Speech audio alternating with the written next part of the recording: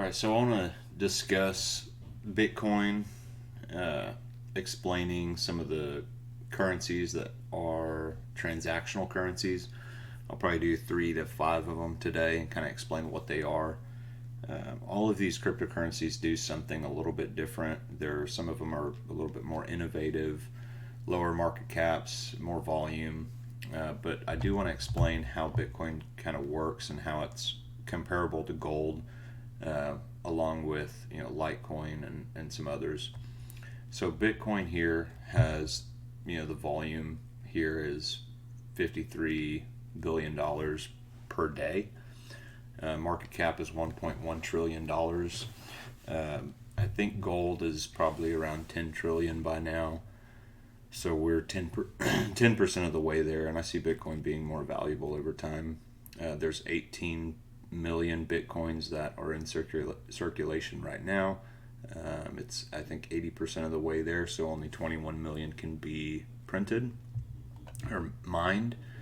So I do want to explain how mining works. So you have to use something called an ant miner.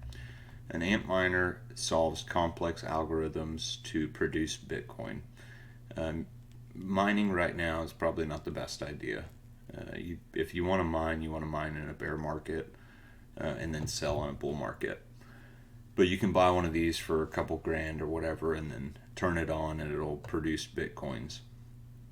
It does cost a high amount of energy, so you do have to trade value for value. So it's not free to mine them. You do have to pay electrical costs.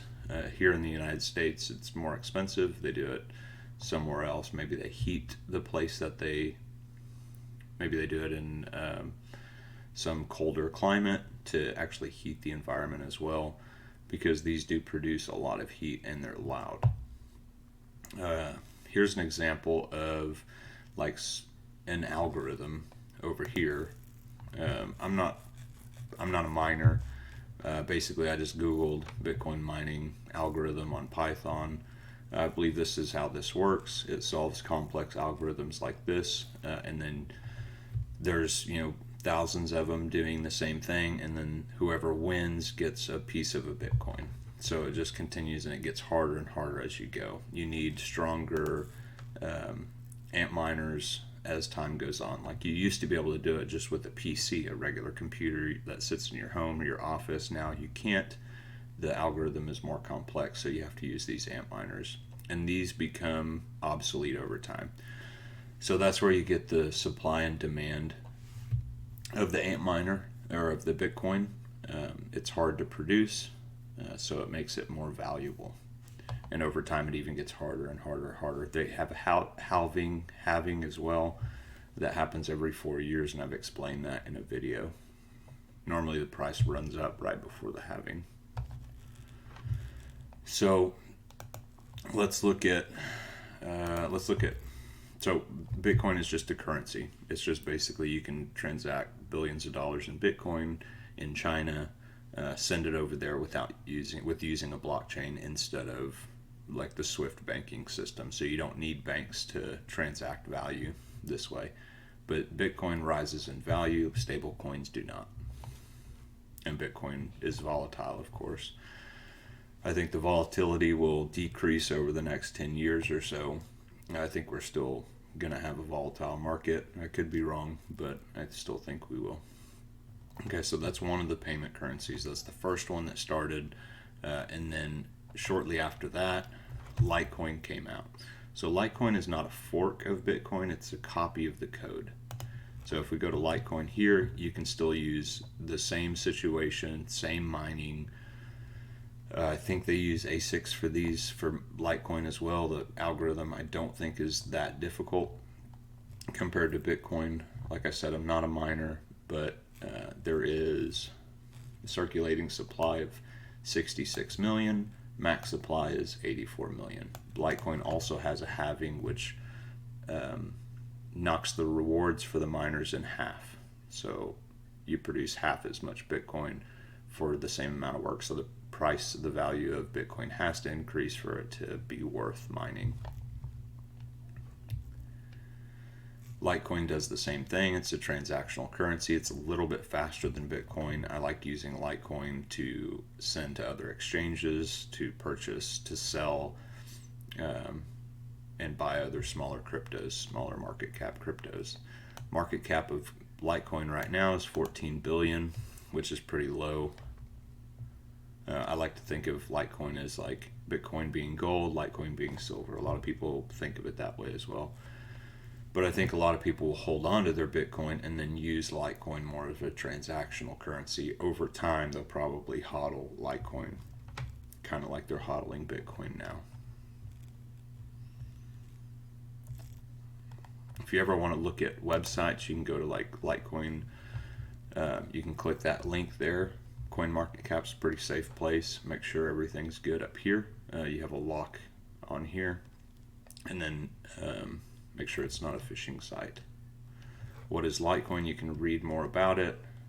They've got some stuff going on with Mimblewimble. You can do a little bit more research on that if you want to through here. Litecoin Core Wallet if you want to download a wallet. Contact, download about, all this good stuff. So Litecoin is just another transactional currency. Next one I want to look at is Bitcoin Cash. Pretty much the same thing. I think this is a little bit faster than Litecoin if I'm correct. But this one was a fork of Bitcoin. So a fork means that whoever was holding, let's say I had 100 Bitcoin at the time, and then they forked to Bitcoin Cash 1-to-1, I would get a free 100 Bitcoin Cash. So anybody can fork the code. Bitcoin Cash is just done really well as a transactional currency. It's pretty easy to use. PayPal is accepting Bitcoin Cash, using Bitcoin Cash. They're also using Litecoin and Bitcoin and Ethereum as well. Ethereum is a protocol currency, but it can be used as a transactional currency. But if I was to buy anything, I'd probably use Bitcoin Cash, Litecoin, or Bitcoin. And if you want to read more about it, Bitcoin Cash, choose a wallet. This is mined as well. So Litecoin's mined, Bitcoin's mined, Bitcoin Cash is mined. Mining cryptos, these early ones, I think are going to do really well over time. Anything that has, it takes work to create and there's a limited supply is normally a good thing. Volume is 3 billion. Market cap is 10 billion. Circulating supply is 18 million. And there's only 21 million, just like Bitcoin. So supply and demand is still a low cap. That's why it's so high in price. Next one I want to look at for a payment currency is, let's see if we can just find it on here. Monero is one too. That's a privacy currency.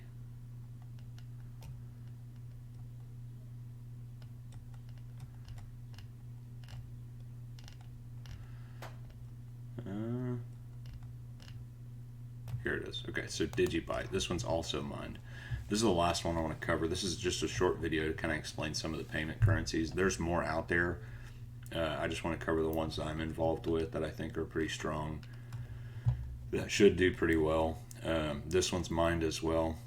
This one has a max supply.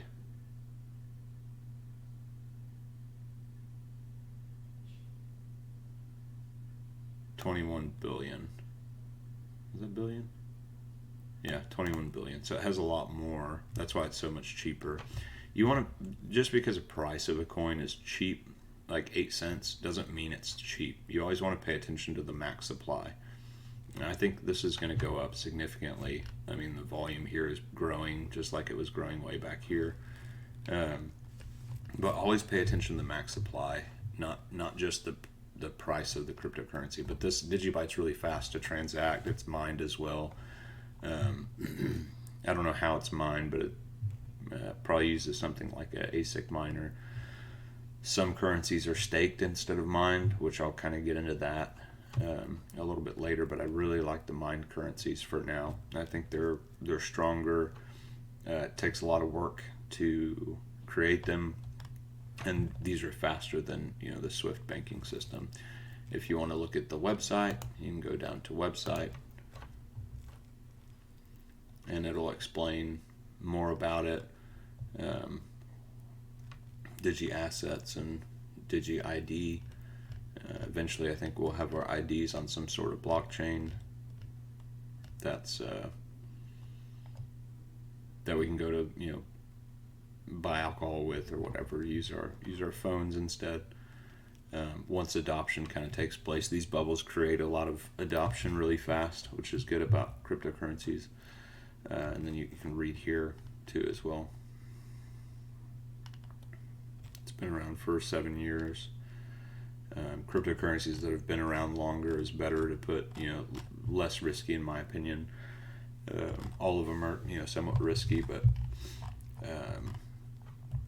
we'll just have to see. I think DigiByte can pull a wild one here pretty soon. It's already gone up significantly high, so we'll just have to see how that plays out.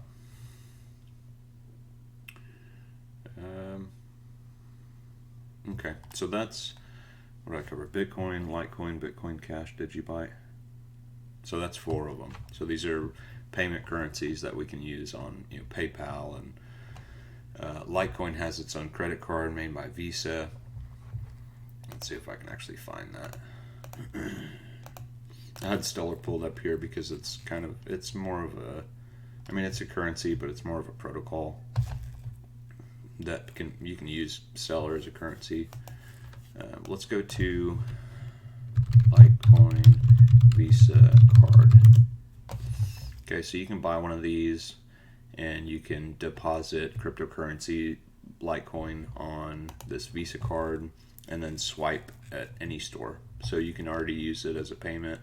It's been created by Visa, so Visa's a big player in the space. So I expect Litecoin to do really well over time.